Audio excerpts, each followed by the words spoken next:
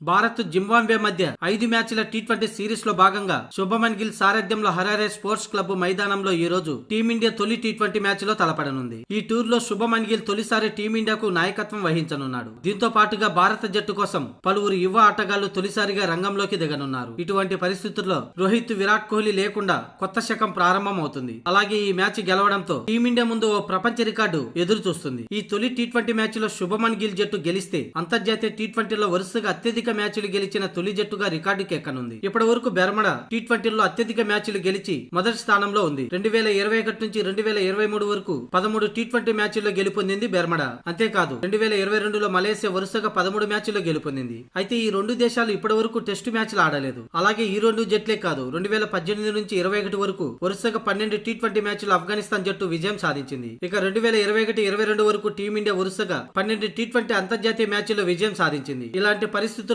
భారత్ ఈ రోజు జింబాబ్వేతో తొలి టీ20 మ్యాచ్ గెలిస్తే టీ20లో వరుసగా ఓటమే లేకుండా 13 మ్యాచ్లు గెలిచిన జట్టుగా బర్మడాతో సమానంగా ఉండనుంది. అలాగే జింబాబ్వేతో రెండో టీ20లో కూడా గెలిస్తే వరుసగా 14 మ్యాచ్లు గెలిచిన జట్టుగా ప్రపంచ రికార్డు నెలకొల్పనుంది. ఇక ఈ రోజు సాయంత్రం 4:30 తొలి మ్యాచ్ జరగనుండగా 24 గంటల వ్యవధిలోనే రెండో మ్యాచ్ జరగనుంది. అంటే రేపే రెండో మ్యాచ్ కూడా జరగనుంది. ఈ రెండు మ్యాచ్ల్లో విజయం సాధించడం ద్వారా వరుసగా ఓటమే లేకుండా 14 విజయాలతో టీమిండియా ప్రపంచ రికార్డు నెలకొల్పనుంది.